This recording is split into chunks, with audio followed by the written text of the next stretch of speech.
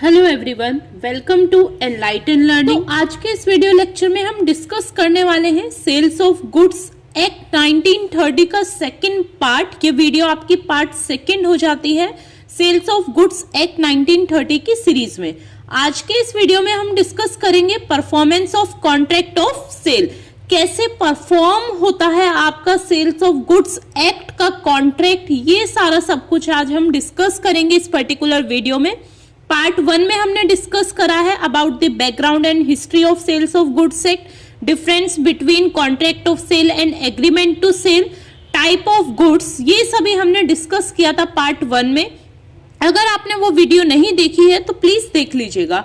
आज के इस वीडियो में हम डिस्कस करेंगे performance of contract of sale. Contract of sale को कैसे परफॉर्म किया जाता है। देखिए, सेल का बेसिक मीनिंग क्या होता है। सेल क्या होती है? Basically exchange of goods.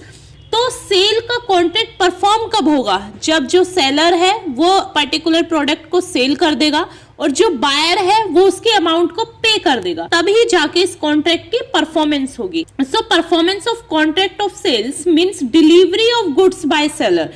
Performance of contract of sale का मतलब हो जाता है डिलीवरी हो जाना गुड्स की।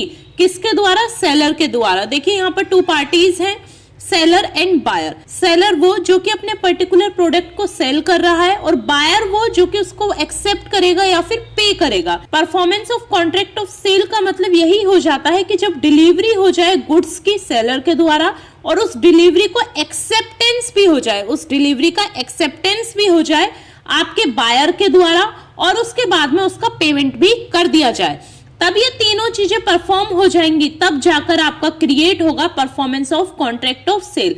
जब दोनों ही पार्टीज अपनी अपनी ऑब्लिगेशंस, अपनी अपनी रिस्पॉन्सिबिलिटी कंप्लीट कर लेंगी, उस पर्टिकुलर प्रोसेस को, उस पर्टिकुलर कॉन्ट्रैक्ट को बोला जाएगा performance of contract of sale.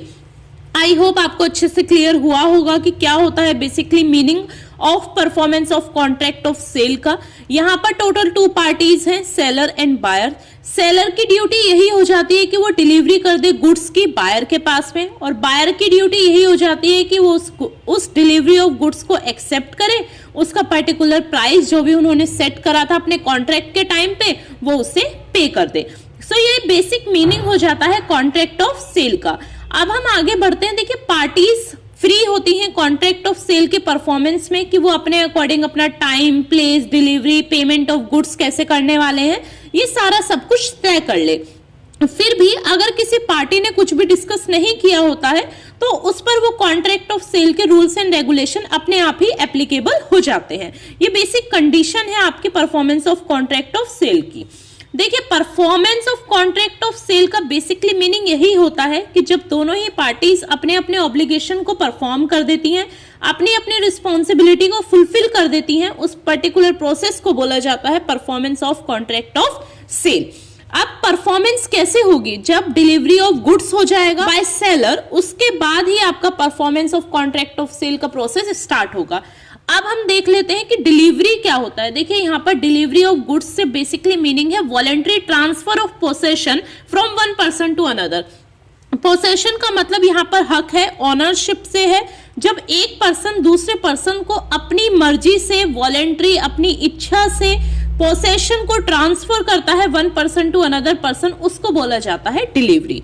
अब अगर हम बात करें टाइप्स ऑफ डिलीवरी की, तो डिफरेंट टाइप्स की आपकी डिलीवरी होती है contract of sales of goods में। ये 1930 में डिफरेंट टाइप्स ऑफ डिलीवरी के बारे में बोला गया है।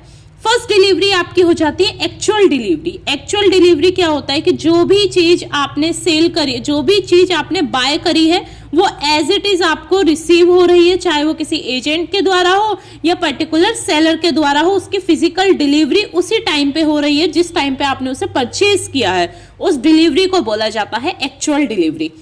फॉर एग्जाम्पल, हम बाइक या फिर कार लेने गए, उसकी तुरंत के तुरंत ही डिलीवरी कर दी, आपको प्रॉपर वो गुड्स की आपकी डिलीवरी घर पर हो गई, उस डिलीवरी को बोला जाता है एक्चुअल डिलीवरी। अब बारी आती है सिंबॉलिक डिलीवरी। यहाँ पर आपकी एक्चुअल डिलीवरी नहीं होती, केवल एक सिंबल ट्रांसफर किया जाता है। फॉर एग्जाम्पल, आप बाइक परचेज करने गए, आपको बाइक उठा के उन्होंने नहीं दी, बाइक की दे दी, तो यहाँ पर डिलीवरी किसकी हुई? सिंबल की, और वो सिंबल क्या है? आपका की। उस डिलीवरी को बोला जाता है symbolic delivery. When the goods are bulky and incapable of actual delivery.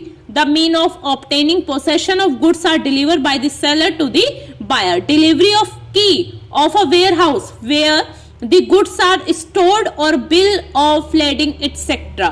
Means आपने कुछ भी मांगा और उन्होंने आपको वेयर हाउस की ही की दे दी, आप उसमें से अब वो पर्टिकुलर प्रोडक्ट निकाल लीजिए, सो वो डिलीवरी आपकी कौन सी डिलीवरी कहलाएगी? Symbolic delivery.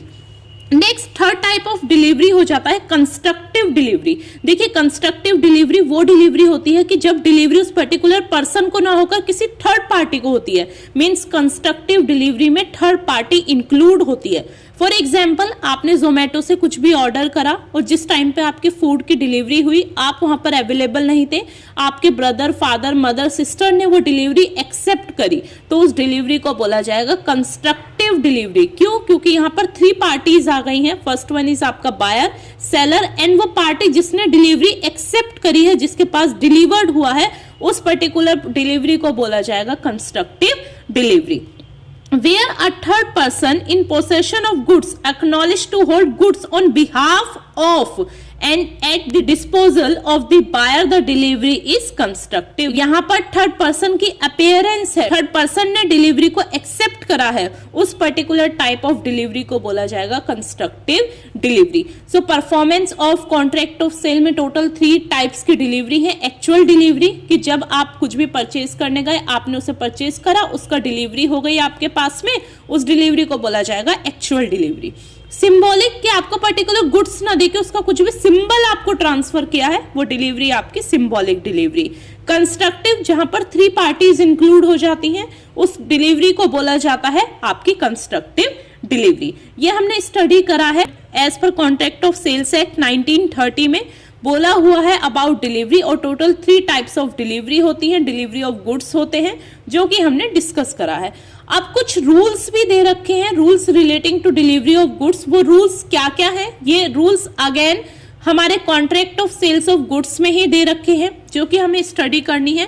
देखिए अगर परफॉर्मेंस ऑफ कॉन्ट्रैक्ट का क्वेश्चन आता है, performance of contract of sale का क्वेश्चन आता है, तो सबसे पहले आपको performance of contract of sale का मीनिंग लिखना है, पार्टीज के बारे में अपने नोट डाउन कर देना है, उसके बाद में टाइप्स ऑफ डिलीवरी को आपको डिफाइन करना है, और उसके बाद में आपका लास्ट टॉपिक हो जाएगा rules regarding to delivery of goods. ये सभी कुछ आपको नोट डाउन करना है आपके एग्जाम में अगर क्वेश्चन आ जाता है performance of contract of sales of goods से। सो फर्स्ट रूल हो जाता है regarding delivery, payment and delivery are concurrent performed at the same time. Means जब भी आपकी डिलीवरी ऑफ गुड्स होगा उसी टाइम पे आप उसकी पेमेंट कर देंगे। अगर आपकी कैश सेल हुई है तो आपको पेमेंट उसी टाइम पर करनी है। ऐसा नहीं है कि आप 2 दिन बाद बोलें कि भैया 2 दिन बाद आप पैसा लेने आना, हम आपको तब पेमेंट करेंगे, तो ऐसा पॉसिबल नहीं है। ये आपका फर्स्ट रूल हो जाता है regarding delivery of goods. Next one is delivery में भी एक्चुअल, सिंबॉलिक एंड कंस्ट्रक्टिव। ये मुझे समझाने की नीड नहीं है, काफी अच्छे से क्लियर हो गया होगा कि 3 टाइप्स की आपकी डिलीवरी हो सकती है, एक्चुअल भी हो सकती है, सिंबॉलिक भी हो सकती है और कंस्ट्रक्टिव भी हो सकती है। इफेक्ट ऑफ पार्ट डिलीवरी, देखिए आप ना पार्ट में अगर आपने बोला हुआ है डिलीवरी करने के लिए, आपने कुछ भी बल्क में ना ऑर्डर करके पार्ट्स में ऑर्डर कराया है, तो वो भी आपका एक्सेप्टेबल होगी। आपने अगर एक पार्ट को एक्सेप्ट कर लिया तो बाकी भी पार्ट्स की डिलीवरी आपकी हो जाएगी। 1 पार्ट ऑफ एक्सेप्टेंस आपकी बाकी रिमेनिंग डिलीवरी की भी एक्सेप्टेंस कहलाएगा। If the order placed is so big, अगर आपने कोई भी ऑर्डर दिया है और वो काफी बड़ा ऑर्डर है, the delivery of goods take place in part, so when buyer accept the part delivery then that means buyer is giving the acceptance of the whole delivery. अगर आप कुछ पार्ट भी एक्सेप्ट कर रहे हैं उसका मीन यही माना जाएगा कि आप एंटायर गुड्स की डिलीवरी को भी एक्सेप्ट करेंगे। ये आपका नेक्स्ट रूल हो जाता है। Next one is buyer to apply for delivery. देखिए बायर को भी अप्लाई करना पड़ेगा डिलीवरी ऑफ गुड्स। हम कुछ भी ऑर्डर करते हैं तो वहां पर हम बाय करते हैं, उनको पर्टिकुलर लोकेशन शेयर करते हैं, सारी फॉर्मेलिटीज वहां पे फिलअप करते हैं, तो बायर का भी यहाँ पर काफी मेन रोल हो जाता है आपके डिलीवरी ऑफ गुड्स में। नेक्स्ट हो जाता है आपका प्लेस ऑफ डिलीवरी। देखिए प्लेस आपको मेंशन करनी होगी अपनी डिलीवरी में। अब दूसरा पर्सन कहां पे आपको डिलीवर करेगा ये वहां पर मेंशन करना होगा। ये नेक्स्ट रूल है आपकी डिलीवरी का कि डिलीवरी होने से पहले गुड्स की बायर को वहां पर बताना होगा कि इस फैक्ट्री में, इस पर्टिकुलर प्लेस पे या फिर इस जगह आपको उस पर्टिकुलर गुड्स की डिलीवरी चाहिए। Time for delivery of goods, आपको टाइम भी मेंशन करना पड़ेगा। अगर आप कोई रीजनेबल, आपका टाइम रीजनेबल टाइम होगा, ऐसा नहीं है कि आप 12 बजे बोल दें कि हमें डिलीवरी अभी चाहिए इस पर्टिकुलर प्रोडक्ट की, तो ऐसे वहां पर पॉसिबल नहीं है। Delivery should be done within specified time. If no time is specified then delivery should be complete within a reasonable time. एक रीजनेबल टाइम होगा पर्टिकुलर गुड्स की डिलीवरी के लिए। ये आपका नेक्स्ट रूल है। Goods in possession of third party. देखिए, आपको जिस गुड्स की डिलीवरी करनी है, अगर उसका पोसेशन थर्ड पार्टी पर है, थर्ड पार्टी मतलब कैसे कि आपने अपना कुछ भी वेयर हाउस में रखा हुआ है या फिर आपने कुछ भी अपना प्रोडक्ट को कोल्ड स्टोरेज में रखा हुआ है, तो वहां पर जो पोसेशन है थर्ड पार्टी के पास है। आप उसके ऑनर तो जरूर हैं, बट उसका पोसेशन थर्ड पार्टी के पास है। तो अगर आपका थर्ड पार्टी के पास में पोसेशन है तो उस डिलीवरी की पूरी रिपोर्ट आपको अपने थर्ड पार्टी को पहले ही देनी होगी। एक्सपेंसेस ऑफ डिलीवरी, जो भी अगर आप कुछ भी एक्सपेंस लग रहा है, आपका एक्स्ट्रा चार्ज ले रहे हैं, वो भी आप वहां पर मेंशन करेंगे। यहाँ पर ना आप ऑनलाइन पेमेंट को याद कीजिए, ऑनलाइन डिलीवरी ऑफ गुड्स को याद कीजिए। वहां पे टाइम भी मेंशन करवाते हैं आपसे, है ना। डिलीवरी का प्लेस भी पूछते हैं आपसे कि किस एड्रेस पे आप डिलीवरी चाहते हैं। किसी थर्ड पार्टी को भी दे सकते हैं, वो भी पूछते हैं आपसे। अगर उसका कोई एक्स्ट्रा एक्सपेंस होने वाला है, आपका अलग से कोई फेयर चार्ज करने वाले हैं, वो सब भी वहां पर मेंशन होता है। ये कुछ स्पेसिफाइड रूल्स हो जाते हैं डिलीवरी के लिए। नेक्स्ट होता है आपका डिलीवरी ऑफ रॉन्ग क्वांटिटी, इधर शॉर्ट, एक्सेस और मिक्स डिलीवरी। देखिए, अगर डिलीवरी अगर आपकी रॉन्ग क्वांटिटी की हो जाए, आपने मंगवाया कुछ और आया कुछ, ऑनलाइन सर्विसेज में ऐसा बहुत होता है कि हम जो ऑर्डर करते हैं वो वैसा नहीं डिलीवर होता है, तो उस कंडीशन में आपके पास में 3 ऑप्शन है। वो 3 डिलीवरी आपकी कौन कौन सी होती है जब आपकी रॉन्ग क्वांटिटी आ जाए, तो वो होती है आपकी शॉर्ट डिलीवरी, एक्सेस या फिर मिक्स। देखिए, शॉर्ट डिलीवरी क्या होता है कि आपने जितनी क्वांटिटी का मंगवाया था उससे कम का आया है। आपने ऑर्डर करा 100 क्वांटिटी ऑफ कुछ भी और आपको डिलीवर हुआ, रिसीव हुआ 90, तो उस डिलीवरी को बोला जाएगा शॉर्ट डिलीवरी। इस टाइप की डिलीवरी में बायर के पास में डिफरेंट राइट्स होते हैं, बायर के पास में डिफरेंट उसके अधिकार होते हैं। वो गुड्स को चाहे रिजेक्ट कर सकता है, एक्सेप्ट भी कर सकता है, वो उसके कॉन्ट्रैक्ट प्राइस पे और उन सब चीजों पे डिपेंड करता है। नेक्स्ट आपका टाइप ऑफ रॉन्ग डिलीवरी हो जाता है एक्सेस डिलीवरी। एक्सेस का मीन क्या होता है कि आपने क्वांटिटी मंगवाई थी 100 बट आ गई 110, मीन्स यहाँ पर ज्यादा हो जाता है। शॉर्ट डिलीवरी में जितना आपने मंगवाया था उससे कम आया है, एक्सेस डिलीवरी में जितना आपने मंगाया था उससे ज्यादा आया है। उस पर भी बायर के पास में डिफरेंट राइट्स होते हैं कि चाहे तो वो उसे रिजेक्ट कर दे या फिर उसे एक्सेप्ट कर ले। जितना क्वांटिटी का उसने ऑर्डर करा था उतना एक्सेप्ट कर ले और बाकी जो एक्स्ट्रा है उसे रिजेक्ट कर दे। ये ऑप्शन भी अवेलेबल होता है बायर के पास में। अब मिक्स डिलीवरी क्या होता है कि कुछ आपका प्रोडक्ट आ गया डिलीवरी में जो आपने मंगवाया था और कुछ प्रोडक्ट दूसरे के आपके यहाँ पे सेंड कर दिए, वो डिलीवरी आपकी कहलाती है मिक्स डिलीवरी। इन तीनों ही टाइप्स ऑफ डिलीवरी में या फिर रॉन्ग डिलीवरी में आपके पास में ऑप्शन होता है, चाहे आप उस प्रोडक्ट को रख लें या फिर उसको रिटर्न कर दें। ये पूरा एग्जाम्पल आप ऑनलाइन पेमेंट का ले लीजिए, ऑनलाइन एप्स का ले लीजिए कि जो भी आप डिलीवरी करवाते हैं या फिर जो भी आप ऑर्डर करते हैं उसका कुछ और आ जाता है, तो वहां पर आपके पास में पूरा चांस होता है। ये रूल ऑफ डिलीवरी है कि बायर चाहे तो उसे रिजेक्ट कर दे उस पर्टिकुलर प्रोडक्ट को या फिर उसे एक्सेप्ट कर ले। इंस्टॉलमेंट डिलीवरी क्या होती है? वही जब आपको पार्शली जो है चीजें रिसीव होती है उस डिलीवरी को बोला जाता है इंस्टॉलमेंट डिलीवरी। नेक्स्ट रूल हो जाता है delivery to the courier company. अगर आपने पहले ही किसी कॉरियर कंपनी को कोई प्रोडक्ट दिया है डिलीवरी करने के लिए, तो जब तक उसे बायर एक्सेप्ट नहीं कर लेगा तब तक वो डिलीवरी आपकी प्रॉपर डिलीवरी नहीं मानी जाएगी। Buyer has right to examine the goods. देखिए, डिलीवरी होने के बाद भी बायर के पास में राइट्स होते हैं कि वो अपने गुड्स को एग्जामिन कर ले, देख ले कि जैसा उसने ऑर्डर किया था वो वैसा आया है या फिर नहीं आया है। आफ्टर एग्जामिन अगर बायर सेटिस्फाई है तो वो उसको रख सकता है, अगर बायर सेटिस्फाई नहीं है तो वो उस गुड्स को रिजेक्ट कर सकता है। सो ये कुछ रूल्स थे डिलीवरी के, ये रूल्स फॉलो करे जाते हैं बायर एंड सेलर दोनों के ही द्वारा। ये रूल्स कंप्लीट होने के बाद, फॉलो होने के बाद आपका परफॉर्मेंस हो जाता है कॉन्ट्रैक्ट ऑफ सेल का। सो ये कुछ रूल्स थे जो हमने आज स्टडी करे हैं। आज के इस वीडियो लेक्चर पार्ट 2 में हमने देखा है performance of contract of sale क्या होता है, पार्टीज की मेन ड्यूटी क्या होती है performance of contract of sale में, डिलीवरी के कितने टाइप्स होते हैं contract of sale of goods act में, और साथ ही हमने स्टडी करे हैं rules relating to delivery of goods.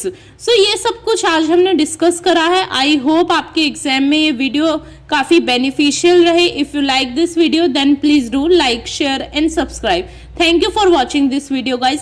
And हाँ, वन मोर थिंग, इस वीडियो को देखने से पहले, वीडियो लेक्चर को देखने से पहले आप प्लीज पार्ट 1 जरूर देख लीजिएगा। मैं description box and I button पर लिंक प्रोवाइड कर दूंगी पार्ट 1 का भी, आप वो प्लीज देख लीजिएगा। Thank you so much for watching this video guys.